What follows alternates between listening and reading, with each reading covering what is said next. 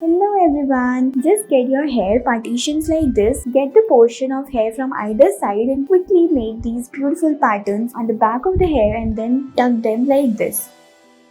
Further here you have to get these patterns made and then you have to make the braids. Further you need to roll them aside and then what you need to do, you have to just get it tucked with the help of the clips. Now here what you need to do, you have to just get your braids made and then curl them up in this manner. What you need to do, you have to just secure your ponytail in this way.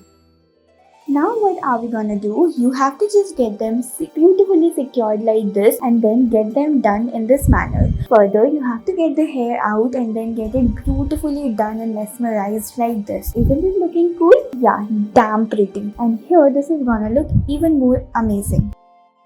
We have to arrange the hair like this and get them beautifully tucked again in this manner. You have to get them rolled in this way. Now get the partitions of the hair in this way and then get them done like this. You have to just secure it beautifully in this manner. Thank you guys.